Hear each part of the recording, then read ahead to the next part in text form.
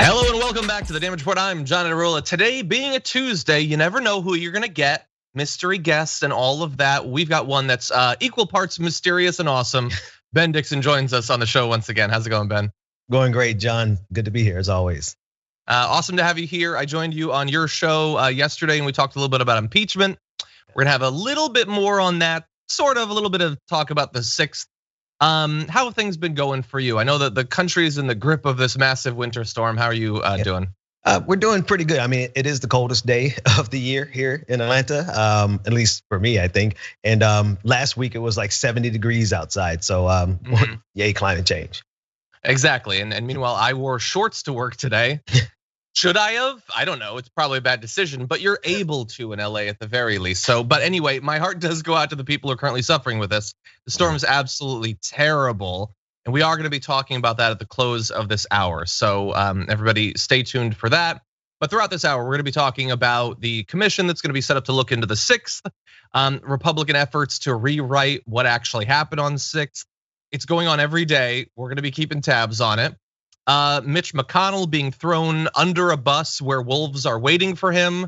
So that's fun to watch. And we've got other news too, including updates on the Lincoln Project. I'm sure it's good stuff. I'm sure it's great news for the Lincoln Project because they're awesome people with the best motivations. So that's gonna be fun too.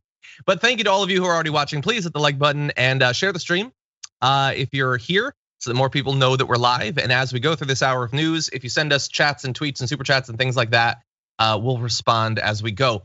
Oh, I also wanted to let you know, once a month for our level 3 members on YouTube, we do a live Q&A video that is coming up this Thursday.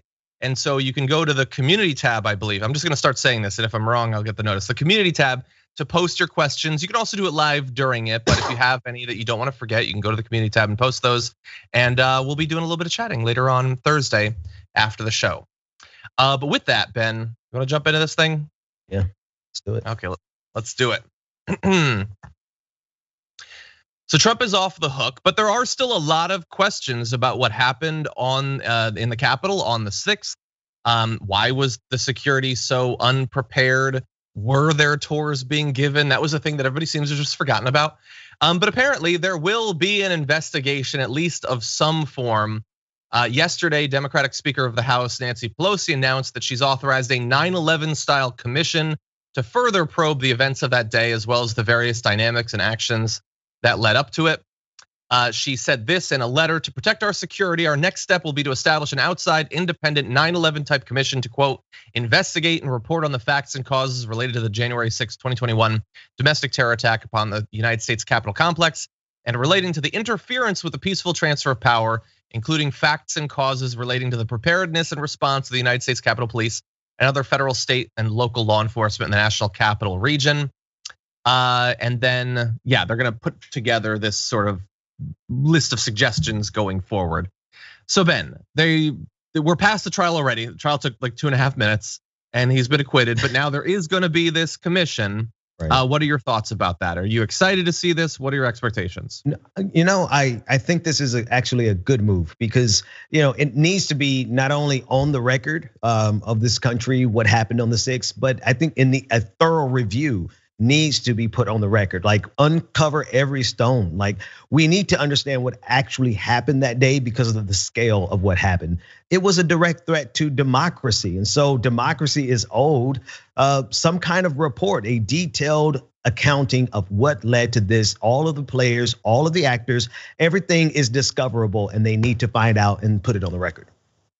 Yeah, and I'm really gonna be interested to see what it looks like. I mean, they keep saying 9/11 style commission, which I feel like, do you need to say that? Like, that's a weird thing to, especially with all of what came out of 9/11. Like, and I know that this isn't gonna be, like, remember after 9/11, they had the Patriot Act ready to go after like 33 minutes. So that was something they were already preparing. I'm not anticipating anything like that, but I wanna know what it's gonna look like. So we didn't get witnesses and sworn testimony during the trial. Are we gonna get that in this? Are they gonna be, are they gonna be talking to like Republican House leadership, like Kevin McCarthy? Is he gonna be talked to? Are they gonna talk to Trump? Because like we didn't get Trump actually 2 impeachments go by and he doesn't ever have to actually testify. He didn't have to in the Mueller investigation either. I imagine they're not going to talk to him. And if they're not even going to talk to him, then what is this really? Like, are we maybe going to find out if any new Republican House members were involved? Like, are they going to actually look at the tapes like that? Oddly, they haven't so far. Because if they don't have Trump, I don't know what is expected to come out of this. Like a couple more lieutenants with the Capitol Police will be asked to resign. Sure, and maybe that's even necessary, but like I don't care about that at this point. Like I feel like it has to go way deeper than that. Yeah, no, I absolutely agree with that. And there is the great potential that this would be an utter waste of time. But they need to know that we're looking over their shoulders on this one, right? Somebody needs to be held accountable for what happened. And if we're not at the stage in America where we can hold the powerful accountable, where there's plenty of individuals who were in the melee, who were throwing fists, who were breaking windows, who were climbing fences. Like if you can't hold the powerful accountable, you need to hold these insurrectionists accountable, because otherwise they're sending a message to the United States that insurrection is okay if you're a white conservative man or individual. Exactly. Yeah, or maybe Antifa in disguise. We don't know for sure which it was yet at this point. Anyway, and we'll get to more of that. Yeah, I don't know, we'll see. I mean, I guess the positive is that a lot of Democrats, rightly or wrongly, I know some people agree, some people disagree, that extending the trial would have been a distraction from other things. Whether it would be a distraction, they wouldn't be working on those things at the very least. In theory, this can be functioning at the same time as the COVID, negotiations, which I guess are going to take like another 4 weeks or something like that. So I guess that's a benefit. But that also means that because it's not going to be front and center, it's possible that less people will be paying attention. And my fear, and we'll talk about this a bit more in our B block when we talk about Ron Johnson, is that like to those of us who've been paying attention to what happened, we know what the 6th was about, why it happened, who participated and all that. But I am very curious to see a year from now, looking back, what will the average American think about it? How widespread will the conspiracy theories about it being Antifa or all of that be? I don't know. And I wonder, any of these sorts of investigations, if they are really on the side and not a big focus, will they have the ability to actually inform what people take out of this period?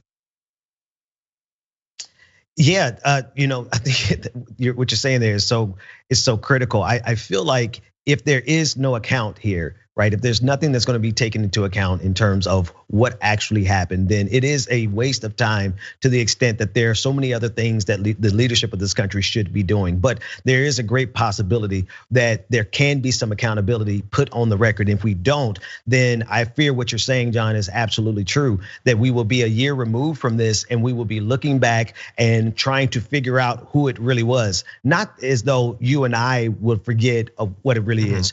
But if you look at how the Republicans are spending it, they're playing the long game and they want to obfuscate the real situation. That's why I think we have to get it on the record. Yeah, I think that's a good point. Well, we've been talking about people trying to rewrite it. Why don't we move directly into that? Republican Senator Ron Johnson was on, Milwaukee radio station WISN, and this is what he had to say about the Capitol attack. But one thing, and this will get me in trouble, but I don't care.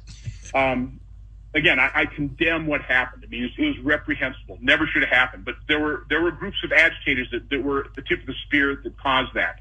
Not the tens of thousands of Trump supporters who would never even contemplate that. And quite honestly, where the video was edited, where people were helping police. Okay, but the fact of the matter is, this didn't seem as like an armed insurrection to me. I mean, armed. When you hear of armed, don't you think of firearms? Here's questions I would have liked to ask: how many firearms were confiscated? How many shots were fired? I'm only aware of one, and I'll defend that law enforcement officer for taking that shot. It was a tragedy, okay? But I think there was only one. If that was a planned armed insurrection, man, you're really a bunch of idiots. Ben? You have to compare this to an abusive relationship, The easiest way to understand this is when a person is in trouble, they will genuflect, they would dance, they would do everything they can to spin it and turn it back on you. And this is what's happening. Republicans know that they are guilty. And so in order for them to never be held responsible, think of the abusive individual, whoever your significant individual was in your life that was abusive, this is what they're doing. They can spin, it is brilliant. He can spin on the dime and shift his position from the angle in which he's arguing, right? Because in one instance, he's got to condemn gun violence, and then the next instance, he's going to support the police officer because he knows that resonates well with his base. They are brilliant, they are masterminds, and they are gaslighting the hell out of America. Yeah, 100% are. And you at least get, with all of his little evasions, there's a little bit of worry about how Americans viewed that. Partly in that, oh no, I condemn it. Obviously, I don't like it. Now let me go on to my main point, which is that it's really not a big deal, everybody. But then there's also the one potential landmine of the cop was totally right. Whatever the cop did, whatever any cop does really is right. So that was right. But I mean, armed insurrection, come on. I mean, it didn't succeed. And this has to be pure speculation, but if it had succeeded and they'd killed, Nancy Pelosi and Mike Pence and they destroyed the ballots and that had actually allowed Trump to declare a state of emergency and stay in office, would Ron Johnson be opposing that? I'm not thinking so. I don't know for sure. But anyway, in terms of it, just the fact that they failed, okay, sure. Attempted murder is still a crime though. Intent matters. Like, do you remember the video that went viral of Ted Cruz and he was trying to dribble basketball between his legs and he hit himself in the balls? He still wanted to dribble between his legs. Bruised testicles don't mean that intent doesn't matter. Just because you suck doesn't mean it doesn't count, Ted Cruz or the insurrectionists. It's really more about the insurrectionists. Right. It still matters. And by the way, Ron Johnson, they did have guns, okay? In court filings, officials have said that guns, bombs, stun guns, and other weapons were seized from rioters. 14 people faced charges related to bringing weapons to the riot, including an Alabama man who allegedly had an arsenal in his truck, and a Maryland man who police say stormed the Capitol with a gun, multiple magazines, and a bulletproof vest. There were people who brought Molotov cocktails. There were people who planted bombs. There were all sorts of, if what you want are weapons, they had weapons for you. You have to do quite a bit of work to pretend that that wasn't there. And that is just about the only work that Ron Johnson is willing to do in this area. No, you're outlining it so perfectly because it's the disingenuousness of it all, right? There's no level to which these people will not go to lie. They know weapons were there, but if they have to say weapons weren't there, oh, no problem. They are equal into the task of telling every lie necessary for them to get away from being held responsible for this. Yeah. Well, we have a little bit more Ron Johnson. Why don't we roll that? I mean, I'm sitting back in my office watching video of the armed insurrectionists staying within the lines inside the Capitol. They're not even venturing outside of the roped areas, right? I'm seeing a bunch of people milling about. It wasn't until I really saw the video in the trial that you really saw, what was happening and how officers got injured. Okay, so no, it should not have taken until the video in the trial. The whole country was watching on the 6th in real time, watching all of that. But so which is it? Because in this video, he's like, well, I was watching and they were coloring within the lines or whatever. And then during the trial, I saw this footage, which by the way, didn't change your mind. You still voted to acquit Trump and you would have not had the impeachment at all. But you also still don't think it's an armed insurrection. So which was it, that you saw this horrifying footage of them trying to tear cops limb from limb? Or it was just a couple of chuckleheads who got hopped up on, like moonshine and just wandered in where they weren't supposed to be? He really does want to play it every which way with this. Right. And he's a master at it. And so is the majority of the Republican Party. They know how to do this on the turn of a dime. Like they can shift their argument in any direction necessary to never be held accountable. And to be honest with you, the only way you can get away from that type of gaslighting is we have to beat them. We literally are going to have to beat them at every single stop. We have to get super majorities because otherwise we're going to be dancing around the fact that there's no limit to the gaslighting that they're willing to do to this country. Yeah, we need those super majorities to beat them, but we also need it to beat Kristen Sinema and Joe Manchin. Like, Man, we have to win at so many levels to ever actually kind of win. I don't want to hear his voice anymore. But so here's a little bit more of Ron Johnson from the radio show. That one guy in the Senate chamber had plastic wrist ties. What was he supposed to do? Go up to Mike Pence and capture him? It's absurd. He also said that he was literally never afraid during the riots and questioned whether lawmakers should have feared the mob. An armed insurrection? No. This was a breach. What? You breach castle walls. You breach bunkers. Breach is bad. You suck at even like coming up with euphemisms. That's really bad. It's not an insurrection. They just cracked the rib cage open and tore out the heart. No, that's still bad. That's a bad thing. And look at all of what he fit in there. What's he supposed to do? Go up and capture Mike Pence? Yes. They were chanting that that's what they wanted to do. They were pretty clear about that. They wanted to wrist tie him. They also wanted to put something around his neck too, and that's a little bit more serious. And then of course they fit in a bit of the AOC was being hysterical. What an emotional woman to be afraid when lots of people were afraid. Nancy Mace was talking about how now she's gonna be packing heat when she goes to the Capitol because she was afraid. People were afraid, okay? They were rampaging through. They would have gladly killed any number of different politicians if they gotten their hands on them. So Ron Johnson, again, as we've been saying, he's dancing around and he's playing, like he's playing a whole bunch of games. But the end result is that he definitely wants you to come out of this experience thinking that the 6th wasn't a big deal. And you certainly shouldn't be that mad at Trump or anyone else who contributed to it. John, you have to, I think if we need to really consider how far this country is willing to go to protect white supremacy, right? If you think had this been any other group, had this been leftists, had this been Black Lives Matter, had this been any group that is not sanctioned, basically white Christian men in this country, like Bill O'Reilly said, they would have gunned down every single person getting that close to the power structure of this country, right? But they are so willing to help and coddle and protect white supremacy that they let white supremacy go into places and threaten this leadership structure like we've never seen anybody else. Had this been any other group, we would have been obliterated before we got up the steps. Definitely.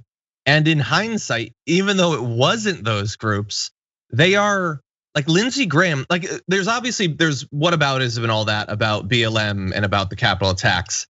But Lindsey Graham is saying that because Kamala Harris bailed out some protester somewhere, he's not just saying that's kind of like inciting the mob. He's saying she should be impeached.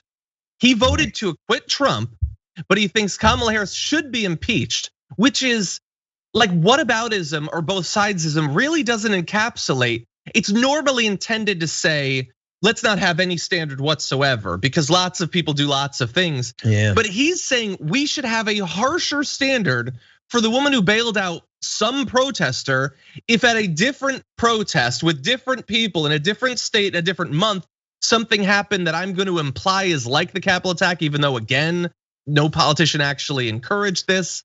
It's really sick. It's like both sidesism has gone Super Saiyan. It is way stronger than the normal level that they do that. Yeah, it's a whole new level, John. I've never seen anything like this where Lindsey Graham knows full well what he's doing, and I think that these politicians think that nobody sees them or that nobody actually cares, but we see the lies, and hey, that's all I should say. We see the lies, Lindsey.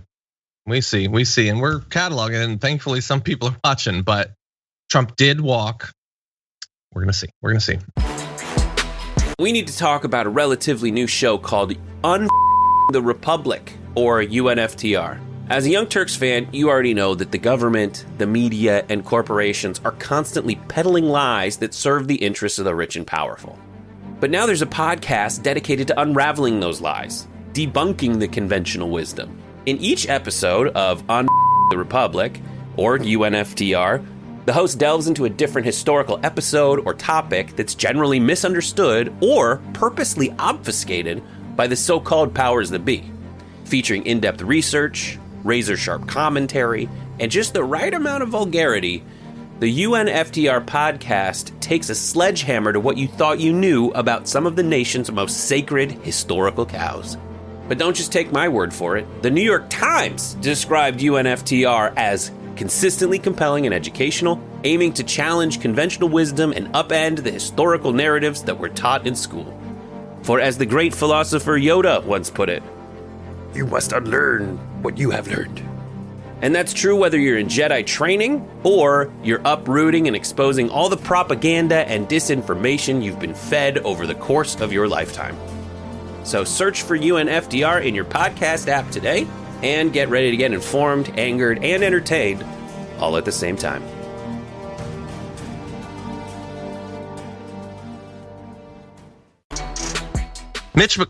That picture of Mitch, that's who he is. That's who Mitch McConnell is right there. Anyway, Mitch McConnell implied in the run-up to the vote on the conviction of Donald Trump that, hey, maybe he'll be reasonable. After all, he said that Republicans should vote their conscience. And he thinks, well, I don't necessarily think it's constitutional, but I'm gonna keep an open mind. And of course, in the end, he voted to acquit. But he is speaking out a little bit against Trump. He wrote an op-ed in the Wall Street Journal that says, "There's no question former President Trump bears moral responsibility. His supporters stormed the Capitol because of the unhinged falsehoods he shouted into the world's largest megaphone. His behavior during and after the chaos was also unconscionable, from attacking Vice President Mike Pence during the riot to praising the criminals after it ended." All of this, I think, is true. I've said very similar things. He goes on to say, "I was as outraged as any member of Congress." That's not true. "But senators take our own oaths. Our job wasn't to find some way, any way to inflict a punishment.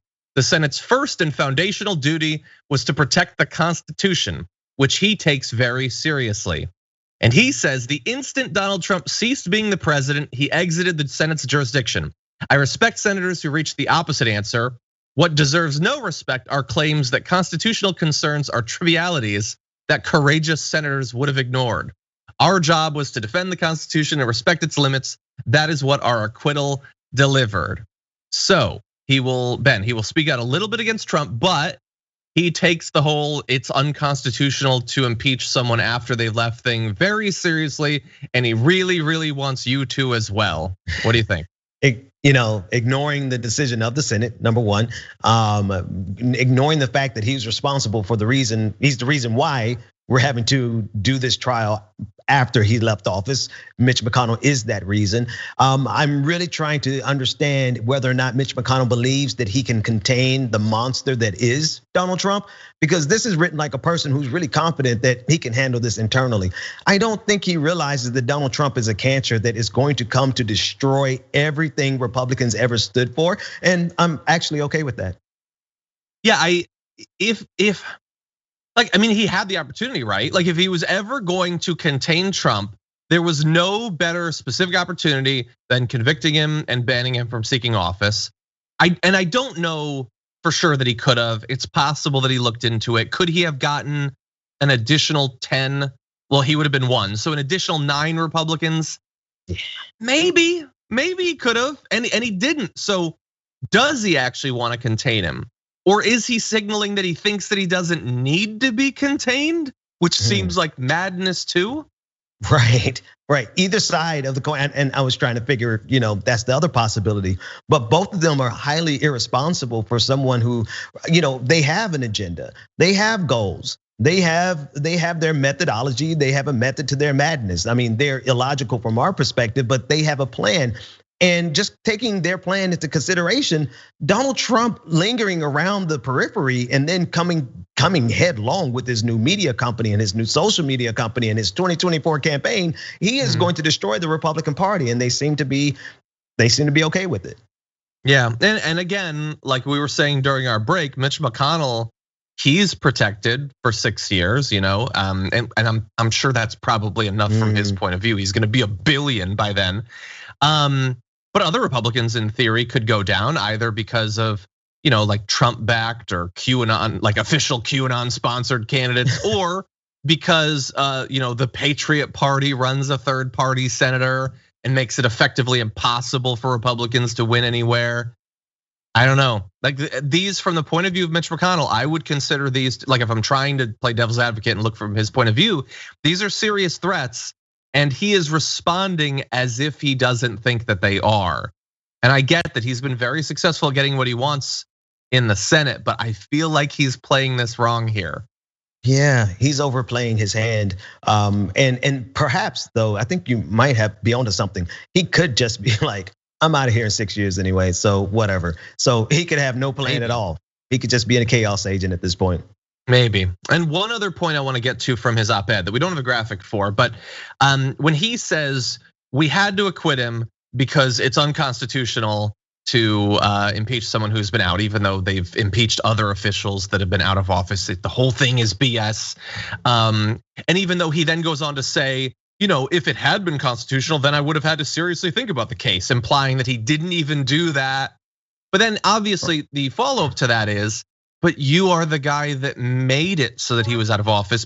Oh, that's a call.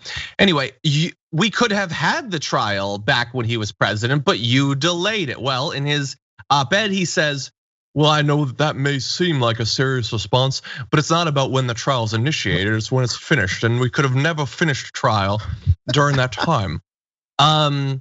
Because they only had a week or whatever. If it had been a Supreme Court justice, I think they could have gotten it done in a week.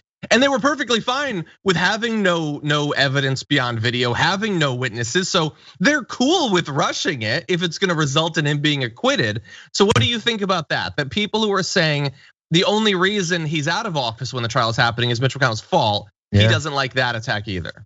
Yeah, no, of course he doesn't, because he's trying to just find a place to find some footing, to just say anything so that he could just continue getting what he wants. Mitch McConnell here is the utmost bad faith actor, and he is participating at a level of gaslighting that rivals Johnson. I agree. To piggyback on George Carlin, it's bad faith and it's bad for you. But anyway, so Mitch McConnell has been defending himself after his comments that were critical of Donald Trump.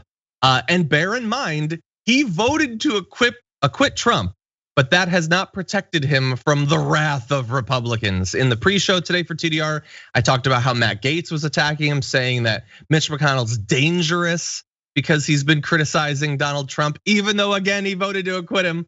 But it's not just him. We also have, let's see, Sean Hannity. Let's see, this is what he had to say about Mitch McConnell. Let's make one thing clear. The 7 Republican senators have voted to convict Donald Trump, and other Republicans who have turned their backs on the former president are way out of touch with the base of their own party. Record 75 million Americans turned out for Donald Trump in November, and they support him to this very day.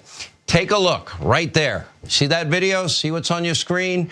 A few hours ago, spontaneously, thousands of people in Palm Beach lined up in support of the former president as his motorcade traveled through Florida. I have a question, Mitch McConnell, John Thune. How come you've never had this kind of enthusiasm at any of your events? Okay. Ben, you first. I have a few points to make, but I want your thoughts about that. Okay, for the next 4 years. Shout out to my boy Mundell for the best impersonation of Turtle McConnell.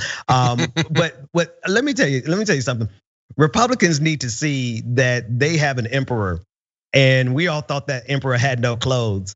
But apparently that emperor has everything that he needs to do whatever the hell he wants in this country. He has the entirety of Fox News backing him, and they refuse to hold him accountable. So now he can have these parades because he's a free man. Donald Trump is a free man to do anything that he wants to do because nobody held him accountable. Congratulations, Mitch McConnell. You played yourself.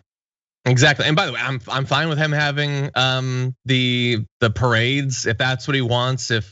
And that is what he wants. He just wants people to wave at him with a flag with his name on it. He's a simple person. But that does not mean that we get to pretend that it was spontaneous, Sean Hannity, even though Fox and Friends was saying that it's spontaneous. It was not planned. You can see that screenshot. It's not remotely true.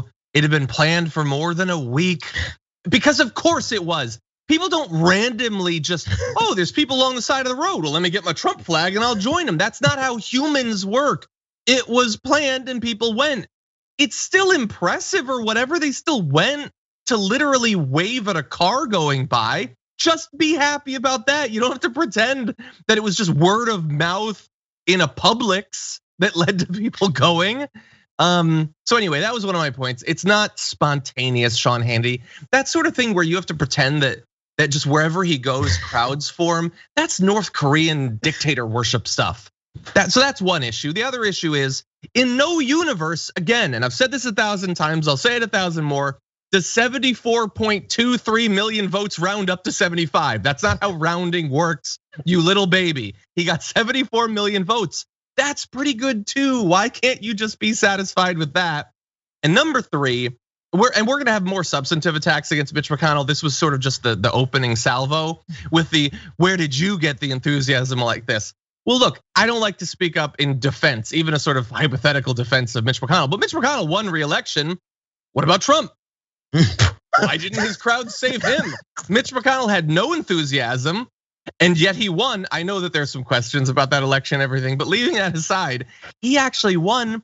Trump had lots of rallies and lots of crowds, and he got his ass whooped by Sleepy Joe. So just bear that in mind, Sean Hannity. Your mouth sucks and you suck. I wasn't ready for that part. The last part, he's talking a lot of cash money stuff, but Mitch McConnell won his race. John, I don't think I've clutched pearls that hard in a long time, man. That was hilarious. Thank you. Well, okay, he does have more attacks against Mitch McConnell. So here's what Sean Hannity had to say. So this country are smart, they're not stupid. They can see the snap impeachment was nothing but political theater, no due process, no evidence, no defense, none of it. And now we're finding out that, it was all pre-planned ahead of time. And another needless smear that accomplished nothing. It's been 5 years of this. They've also had it with Republicans and Democratic swamp creatures. And this is a question the Republicans are now going to have to ask themselves tonight. Where was John Thune and Mitch McConnell fighting against the biggest abuse of power corruption scandal in our history with Operation Crossfire Hurricane? They were missing in action. Where's the sanctimonious Mitch McConnell, John Thune demanding that Kamala Harris, Chuck Schumer, Nancy Pelosi, Maxine Waters, when is he going to give a speech on the Senate floor and hold those Democrats accountable for their incitement of insurrection and their insurrection-like language? The time is now coming for new leadership in the US Senate. So that's the big line. New leadership. He doesn't want Mitch McConnell anymore. And Sean Hannity still has a big audience. Most of them are asleep and elderly, but he does have an audience. So what do you think about that? I'm just, these people cannot gaslight their significant others to this extent. And so they get on national TV and gaslight America because everything that he just said was a lie. And he's a prolific lie. He is a master of lies and half truths. And they are doing John, how do we, we're fighting against some really malevolent people. This is downright pure evil in a certain extent. But anyway, I digress. Yeah, the Crossfire Hurricane, I know there's a memo coming, I'm sure, and a memo is gonna prove everything about how Obama tapped his things and was looking at his text messages and touched his ass. I don't know. There's always something coming, Sean Hannity. This is what his audience tunes in for. So I'm not gonna knock the hustle. This is his grift or whatever. But and so the fact that Mitch McConnell didn't protect him from Crossfire Hurricane, which I think is a board game that I played growing up. I'm pretty sure it was an 80s board game. It's just such nonsense. It's such nonsense. And then the Democrats were the ones who inspired insurrection. Which insurrection did they just won the election? That's the normal thing. That's not the insurrection. That's just the rection, I think. You were insuring. You were the ones who tried to steal it. And anyway, all of that is just grifty frosting on the cake. The cake is they're pissed at McConnell because McConnell isn't being deferential enough to Donald Trump, even though McConnell has given him virtually everything that Trump has ever asked for. He gave him all those judges. Sean Hannity, how quick to forget about the judges that you got and all of that. And again, McConnell voted to acquit Trump. So the main reason that I want to mention this is one is that there is a chance this actually leads to new leadership for the Republicans. I don't know how likely that is, but the other is that Mitch McConnell really thought, and this is to one of your earlier points, Ben, that he was being really slick, and he thought he could have his cake and eat it too, or whatever. And yet he voted to acquit him. He's still getting attacked. The Trumpists still despise him after all of this. I don't know how much that matters, but he is leaving this seemingly in a weaker position than people like not just Trump, but Marjorie Taylor Greene from the point of view of his base. I have to think about this kind of from a Star Trek perspective. Just give me 1 second on it. Like the mirror universe, like the Spock with the beard. We have to look at the Republican Party as a mirror of all the problems that we have on the left. And you have people who actually look at Mitch McConnell and think that he's too reasonable, right? Yeah. You have Sean Hannity, who is, they have their extremists on Fox News. Ours are on Twitter. Right? And they have a bullhorn so loud that they're able to shout their extremism across to millions of people every single day. And that extremism believes that Mitch McConnell, who just acquitted Donald Trump in the January 6th incident, they look at him as too reasonable. That's a problem. We have a serious problem in this country. That's crazy. Yeah, and they think that at the same time, they think that Biden is an insane communist that's gonna hunt down all of his political opponents when Biden has no interest in any of that. Like you could stab Biden in the kidneys and he'd be looking to reconcile with you after 5 minutes. Like it's madness what they gaslight them. Like at the end of the day, they gaslight themselves. Like right. Sean Hannity now dwells in an insane world, and his view of virtually everyone figures on his side of the aisle and the other side. He cannot rationally look at them. Like he doesn't know what they are, or at the very least, he has to lie about it to his audience. We can always debate to what extent they're true believers or they're just lying. Sean Hannity seems like he believes a lot of this. Right. But anyway, that's not Mitch McConnell is a radical. He spent last year just exclusively trying to stop people from getting COVID aid and getting a Supreme Court. That's all he did. And that isn't enough for people like Sean Hannity. It's crazy. Anyway, really fast, let's jump into this. Virtually all of the Republican senators of the 7 who voted to convict Trump, many of them have been censured by their state parties, which I think is a great form of cancel culture. But anyway, it's allowed because they're on the right. Some, in speaking out against these senators, are really revealing themselves. So I want to show you this short video. This is Washington County, Pennsylvania County GOP official Dave Ball and what he had to say about Republican Senator Pat Toomey. We did not send him there to vote his conscience. We did not send him there to do the right thing or whatever he said he was doing. We sent him there to represent us. Sometimes they're really honest, like to do the right thing or be a moral person or not condemn yourselves to a lifetime of nightmares about your regrets. They really are feeling.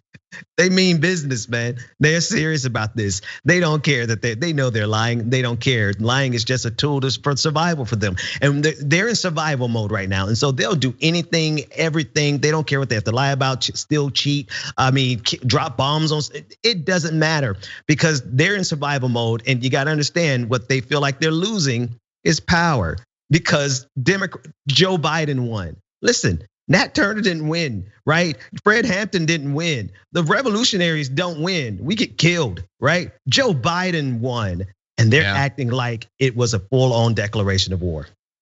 Yeah, like we had to sit through Bernie losing twice, and they're acting as if we're on top of the world. We're not on top of the world. We're a little bit happier, maybe. We're not anyway. Yeah. We're not. We didn't send him there to vote with his conscience. We sent him there to represent us. Which even that's not true. I mean, I guess sort of. You kind of want to be represented, but mainly it's you're supposed to be there to do whatever it is that Trump wants and to never criticize him. There was a very similar sort of argument in a tweet form from Marjorie Greene, who was attacking. I forget the Republican representative who had revealed the information about Kevin McCarthy's call with Donald Trump on the 6th. And she had a whole tweet that was basically just saying, stop snitching. It was, they're tattling to the press. They're gonna throw him under the bus. All this stuff That means she doesn't like that congressman, but does not mean that congresswoman is lying or is revealing something untrue or dishonest. They just don't like that it's revealed. They're not interested in the truth of the 6 coming out. They're interested in Donald Trump being protected. So if you're a Republican and you have extremely damaging information, you need to hide that because the truth is subservient to whatever Trump wants. And Marjorie Greene is a simple creature, so she reveals that blatantly in her tweets. This guy, in his quote, Dave Ball, reveals that no, this isn't about you being a Republican senator, a hardcore conservative, by the way. This isn't about you exercising any sort of independent judgment. You are only as good to us as you are good to Donald Trump. And he's not running for re-election, Pat Toomey. In 2022, he's gonna be gone, so he doesn't really care about this. But this strain of the party is still gonna be there. And I don't know in a few more election cycles what's gonna be left. Like, is Matt Gaetz gonna be the reasonable person in comparison to all these new people? I don't know. I don't know what's coming for them. This is the creeping, I don't even know how to categorize this, but this is the slippery slope of fascism, right? Marjorie Taylor Greene is able to say these absurd things publicly now because, well, we've become desensitized to it after 4 years of Donald Trump's madness, right? But there's an escalation, and we've seen this escalation in real time since the Tea Party. Yeah. We've been sliding into this fascism for a very long time, and we cannot continue to negotiate with these ideological domestic terrorists. Yeah, the Tea Party stuff now by comparison seems like they were doing cosplay too, but it wasn't the QAnon shaman guy or whatever.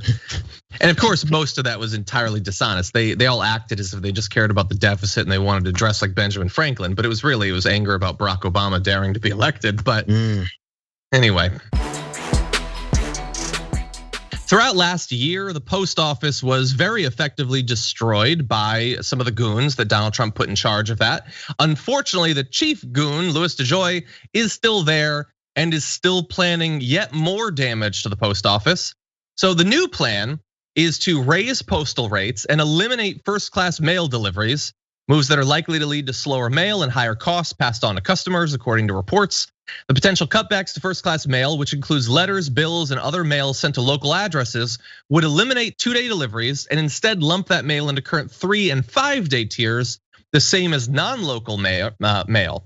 So, wow, I had not really thought. I thought that he would sort of try to lay low a little bit and maintain control of the post office to protect the damage they've already done for as long as possible. But Ben, he's not doing that. He's planning yet more, like eliminating entire classifications of mail. That is a bold move for someone who, in theory at least, although not directly, could be removed in the future by Biden. You know, it's actually dawning on me, this might be the real play here, right? Because if you think about if you think of a cohesive strategy from the Republican Party, it is one thing: destroy the efficacy of the government, right? I mean, we could reduce everything down to that, and what is left but the post office. So I couldn't understand it through any other lens other than I think that's the play. Because if you get rid of the post office, then you really don't have a justification in their mind for a collectivism government. Yeah, and definitely, like, they spent most of last year terrified about what increased mail voting could be like. They demonized it, they put in DeJoy and all of that. Well, I mean, it definitely seemed to lead to more voting. So if they were afraid of it, their fears have been confirmed. And we know that there's legislation pending in a bunch of different states to roll back voting rights. Mail voting is a big part of that. But in the meantime, if they can either increase or just protect the gains they've already made in disrupting the ability of widespread mail-in voting to happen, I think they're gonna find that very appealing. And I wanna give people a few numbers from this. So he didn't release 2021 on-time delivery data, but December numbers made public in lawsuits show that only about 40% of first-class mail was arriving on time, down from about 92% the year before, which is just madness. Like, how can you still have your position when, like, best case scenario, you didn't do it on purpose, you're just terrible. You're the worst at your job imaginable. We know that that's not likely to be the actual truth, that this is a result of the changes that he made. So we don't know exactly what's happened in January. But have we had any reason to believe that those numbers have become much better, or that the changes that he's planning to roll out, where they're not even gonna aim for 2-day shipping anymore, that's suddenly gonna result in mail being delivered faster? It really does seem like he's being quite successful from the Republican point of view. Trojan horse. I think that Mick Jagger comment was about the Trojan horse of that manager, right? We could tie that into this. This is the Trojan horse of the Republican Party, right? What they're doing is, this is a hostile takeover. We have a board that is here, like the Republican Party. They don't know anything else. They know how to destroy companies, and now they're coming in to destroy this country. And Louis DeJoy is actually executing this on a masterful level, because he understands if it's the slow boiling of the frog, man. Like, if we stay in this kind of situation over the next 4 years, their next move is not going to be so ridiculous in our eyes, because we would have gotten used to it gradually. So, yeah, and so then why hasn't anything been done? Because Biden can't just remove DeJoy, right? But he could appoint a Democratic majority board that could then fire the Postmaster General, but he hasn't done that. Why hasn't he done? I mean, even if you ignore the political implications of the changes to the mail, people still need the mail. Like, so why haven't they done anything? I get that there are some other things they're doing, but he hasn't been remotely involved in impeachment and doesn't want to be. I mean, the COVID negotiations are ongoing. Is Biden spending 8 hours a day doing that? Like, these sorts of gaps where it would be so easy for them to act and he's not doing it. You really have to wonder, why in this case? I can't imagine that he approves of the changes, and yet the result of his inaction is that they're more likely to actually go through. I think it's because they trust in the process more than they're willing to look at the problem. Right? The problem is a problem that's rooted in greed, individualism, and white supremacy, right? And it requires significant changes because the Republican Party has mastered the art of breaking the system as needed to maintain power. And I think Joe Biden and the Democratic Party really believe in the system, when the solution is changing the system, because the Republicans have shown they have no problem with breaking it. Yeah, that's a great point. And I mean, the result of all of that electoral activity in the last year was to reverse as much of this as possible. Right. You don't just sit by the wayside and let them continue to do this damage for as long as possible. Okay, let's move on to very different news. It has not been a good period. It has not been a good period for the Lincoln Project. Multiple of their co-founders have stepped down over the past few months. And in particular, Lincoln Project co-founder John Weaver has been revealed to have been sexually harassing more than a dozen men. Some are saying up to 21 different men, some of them involved with the Lincoln Project over the course of a couple of years. Well, that was bad enough. But now we're finding out, as a result of some of their employees being released from non-disclosure agreements that they had previously been bound by, that the Lincoln Project management might have known about that sexual harassment, that campaign of sexual harassment, for a very long time indeed. Several of those released said that Sarah Lenti, a managing partner with the group, who was previously its executive director, knew about the allegations against Weaver as early as May 2020. Lenti confirmed that some of the group's co-founders knew about the allegations as early as March 2020. Steve Schmidt and co-founder Reed Galen were among those who knew, according to multiple sources. Now, if you're not familiar with the Lincoln Project, it was launched in late 2019, so a couple months before they found out about the sexual harassment, by a group of high-profile Republicans with the mission to defeat Donald Trump. It went on to raise nearly $90 million, more than half of which flowed to firms controlled by its various founders. So, Ben, are these not the heroes we've been led to believe? Listen, folks, there's a couple of things on this one, John. They've got all the money. They took all the money from the nice, well-meaning liberals. Guys, you have poured money into an institution that has no regard for even common decency. Okay, I know they made good ads, but all of us can make good ads. Okay, check out Stand Up Georgia, just a shameless plug, right? You poured millions of dollars into this organization and you poured it into the bad guys because they have no qualm about using your money to live a lifestyle that the rest of us are quite frankly, John, none of us we know that we can't afford to be high flying and in the limelight and live certain lifestyles. Like we have to live a level of transparency in what we do because we're all fearful of the letter that the FBI sent to Martin Luther King. So we got to keep our noses clean. These people are out here. I mean, they're taking your donations and just living any kind of life they want. You poured your money into the bad guys. Can you pour your money into the good guys for a change? Yeah, and apparently the money existed. Yeah, $90 million. They made some ads that were entertaining. Studies show that the ads didn't really have much of a persuasive effect at all. That the money would have been much better used in a lot of different ways. But yeah, it's a great grift, really. And it's not to say that they don't actually hate Donald Trump. I'm sure that they do. Obviously, George Conway is not a fan of Donald Trump. I get that, but they were able to succeed in raising that money, partially because the ads went, like a bunch of them went viral, but also because they could always say we're Republicans. And we see a lot more of that in the opposite way. You'll have people who will go on like Fox News and claim to be former leftists or former liberals, or you'll have a woman whose whole thing is saying that women shouldn't vote or something like that. And that's really appealing because like as much as you like people like you telling you what you want to hear, you really want the enemy to have been won over and now tell you what you want to hear. And so that's supposed to be on the right. Having the Lincoln Project come in and do it to like centrists or liberals or whatever, we should have known better. These are still really bad people and not just the sexual harassment. Their sexual harassment is obviously abhorrent. But every one of those Republicans has supported horrible policy and still will in the future, just not with Donald Trump as the figurehead of the party that's going to be passing these terrible policies. I've got a solution. I have a solution because solution? how do these well-meaning liberals really know if they're dealing with someone who's going to operate in good faith in terms of humanity and push, they wanted, you're right, John. They wanted to believe that these Republicans from Lincoln Project really saw the light. I'm reminded of what my homeboy Marcus Farrell always says about if there's somebody's really progressive, ask them where they stand on reparations.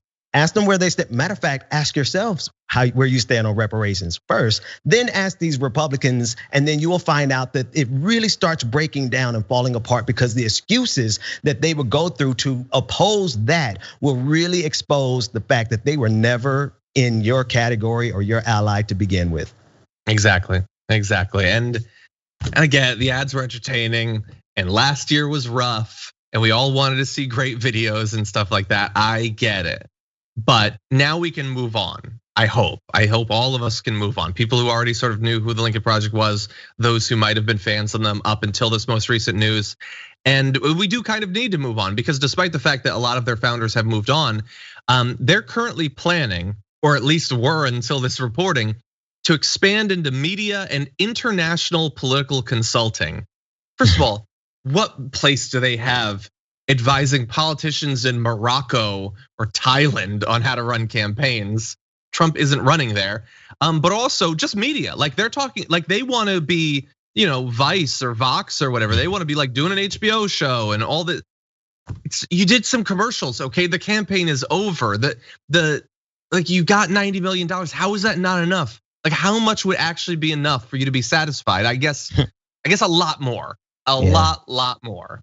Yeah, greed is never satisfied. Greed is never satisfied. Yeah, it almost makes me want to get millions so that I can know what it's like.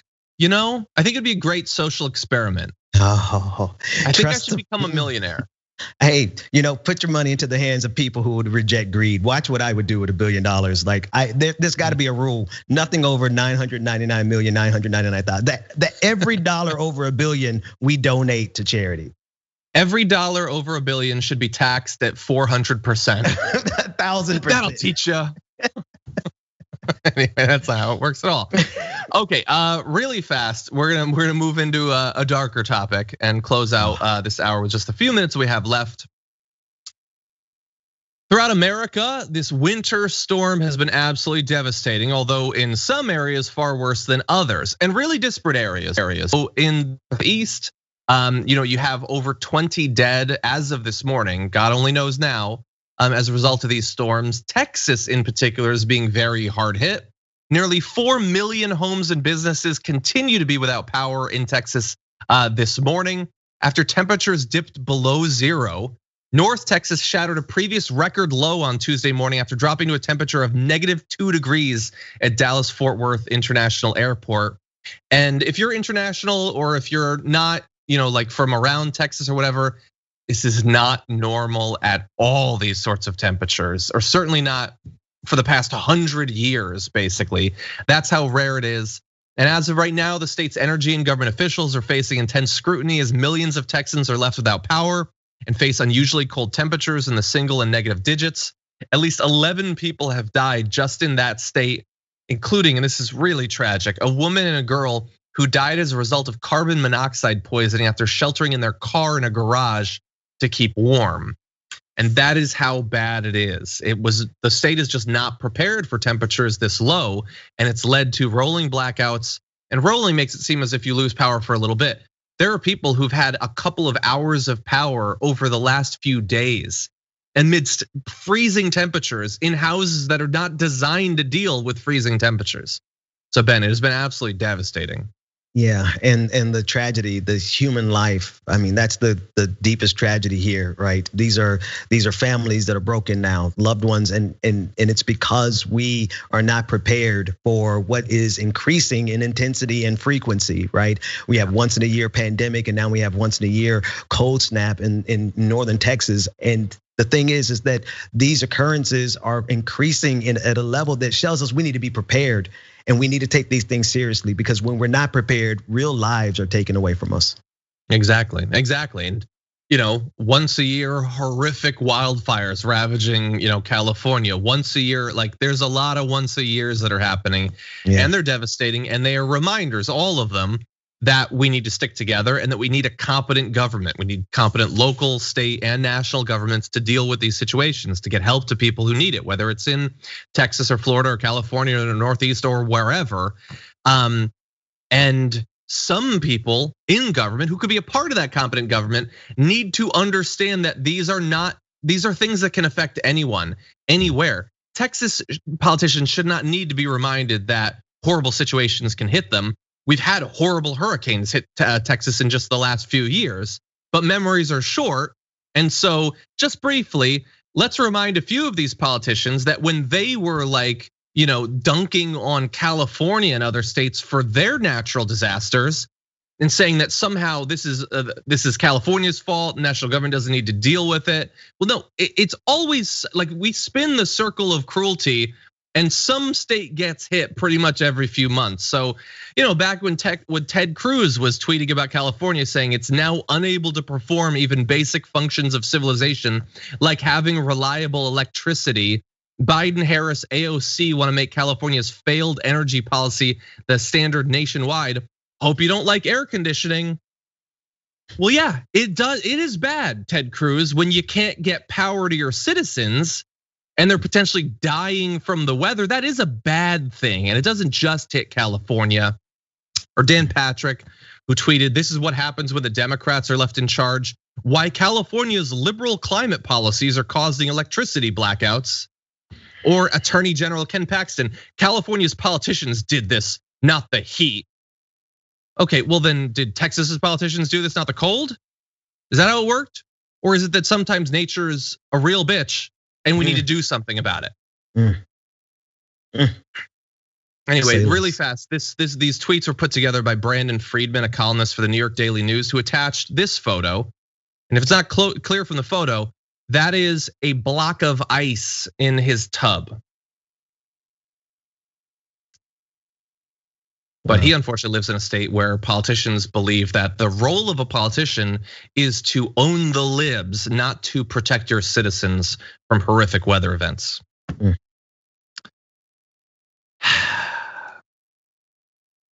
That's gonna be it for today's show. Sorry about ending on a down note. But Ben Dixon, as always, we love having you on. There's gonna be a lot of people in the audience right now that are wanting to know where they can watch more of your content. So where can they?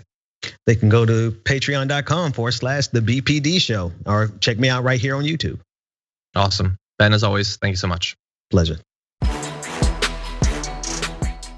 Just a couple of weeks ago, new President Joe Biden announced that they would be ending support, US support for offensive operations in the UAE-Saudi war on Yemen. This is something that a lot of activists have been doing a lot of work to try to move the US towards for years now. So seems like good news, but is it all it's cracked up to be? How is this actually gonna work? Well, we're very lucky to be joined once again on the program by the legislative manager for Middle East Policy at the Friends Committee on National Legislation. Hassan El-Tayyab, welcome back to the Damage Report. Hey, thank you so much. Glad to have you back on. We've talked about this topic several times over the past couple of years. This looks pretty good. When you saw this announcement, how did you respond to it? Well, thank you for that question, and thank you for covering Yemen. It's not something a lot of media outlets are doing these days, and I just really appreciate it.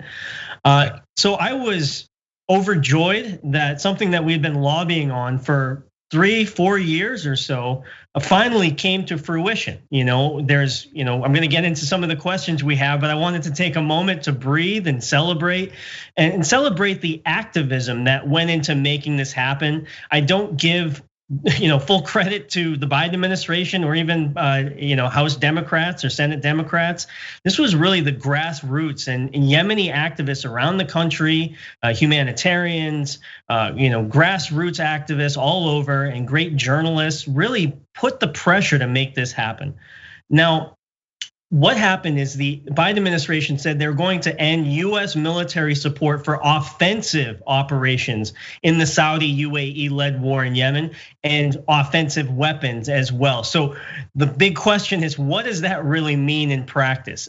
We originally got into the war on a defensive mission to support Saudi Arabia, and that defensive support went into supporting airstrikes on Yemen. So we have to be really careful. Luckily, there are members in Congress right now that are trying to get those questions answered, and that's what activists like myself and others in our coalition are doing, is trying to get clarity, and also clarity on what weapons what weapons are offensive.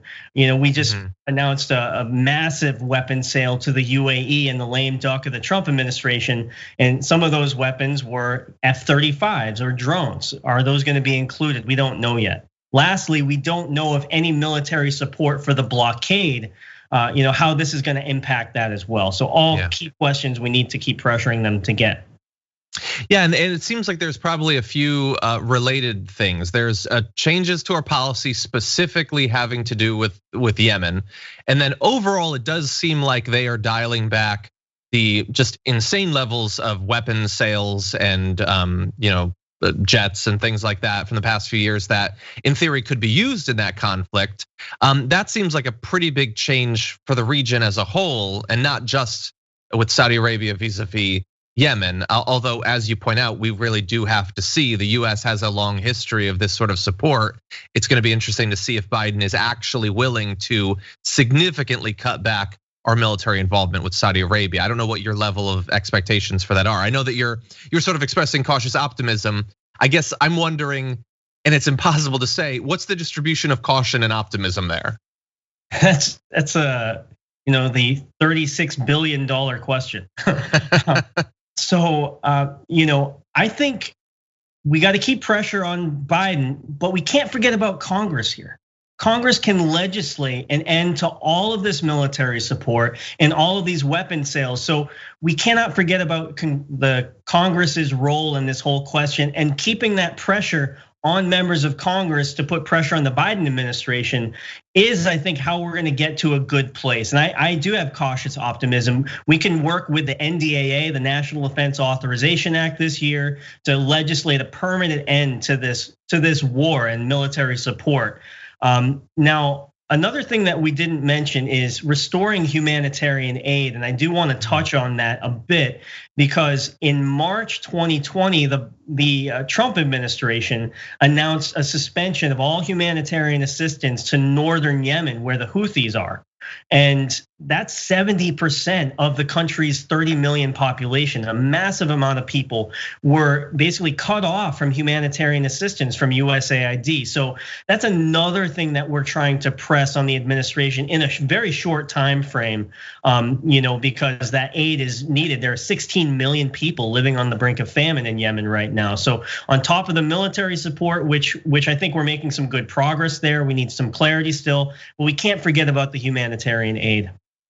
I'd actually like to, because it's been a bit since we spoke, and the time between our last speaking and now has been hardly a situation that's been easy on a lot of the world vis-a-vis the pandemic and all of that. What does the actual situation look like in Yemen? I mean, back before the pandemic, there was famine, there were cholera outbreaks, there was the widespread destruction of infrastructure and medical facilities. How is Yemen actually faring more recently? Yeah, it's a really important question. I have sobering news. The UN just made an announcement that they fear 2 million children are at risk of malnutrition and death in 2021 if conditions stay the same. There are 16 million people living on the brink of famine. Cholera remains a major issue in the country. And because of the war, 50% of the healthcare facilities have either been completely destroyed or are partially functional because of airstrikes and because of fighting. And when you've got COVID-19, an outbreak of COVID-19 in the country, that's, it's one of the most fatal places in the world for the coronavirus. When you have that situation, it's just absolutely devastating. And unfortunately, the United States is completely complicit because we've been supporting Saudi, UAE-led coalition airstrikes and giving intel sharing, logistical support, these spare parts transfers, which keep these Saudi warplanes in the air. So it's a really devastating situation. The other thing I wanted to mention is the blockade is still in effect.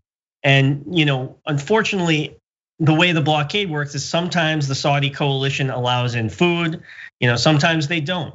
Most recently, they've been choking off the flow of fuel, which has really reduced the capacity of hospitals as they're trying to, take care of people through this terrible pandemic and humanitarian crisis. So that's another piece that we can't forget. So you were talking earlier about the distinction between offensive support for the war, defensive support, and how we don't know entirely what's in column A, what's in column B, the logistics and the intelligence sharing that you talked about, is that a defensive use?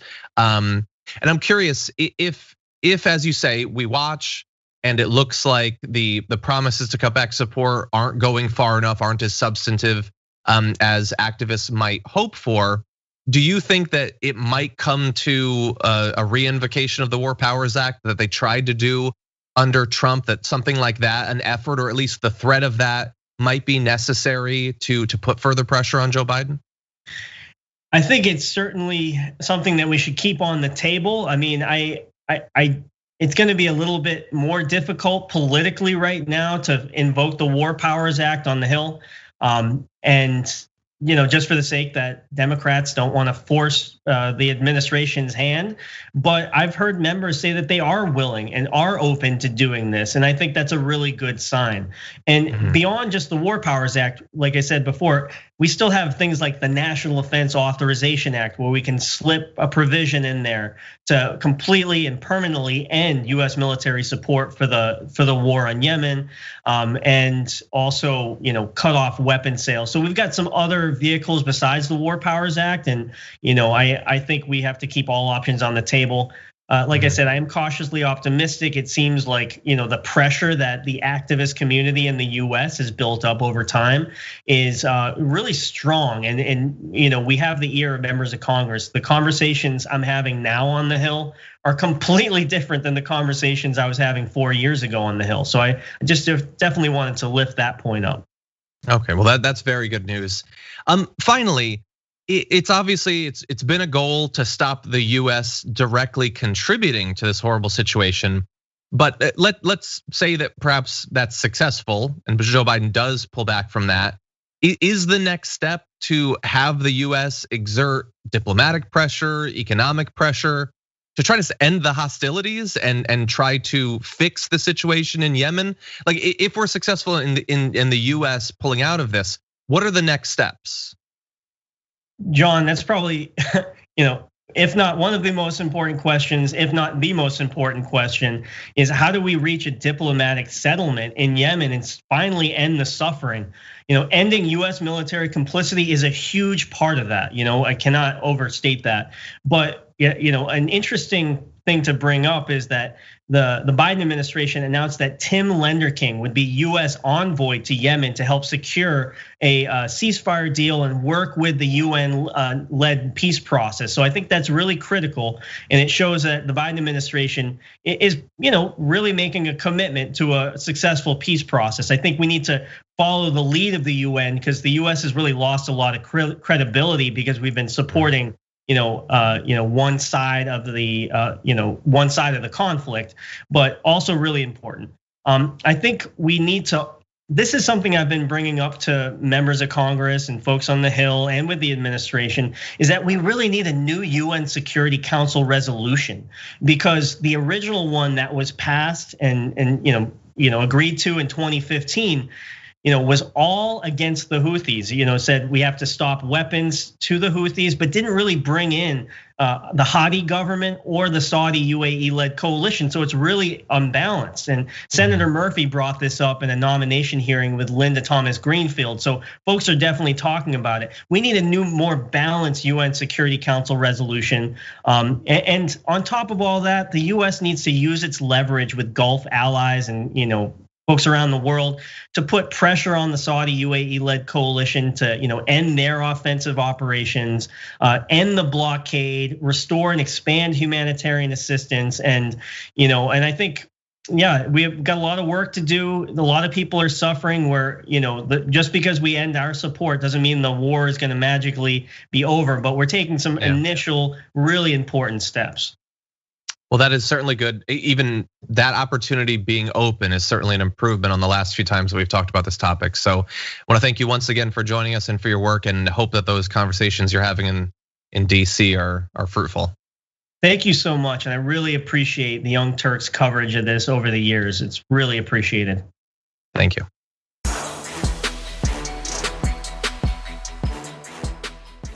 Thanks for listening to the full episode of The Damage Report. Support our work, listen ad-free, access members-only bonus content, and more by subscribing to Apple Podcasts at apple.co/TYT. I'm your host, John Adarola. I'll see you soon.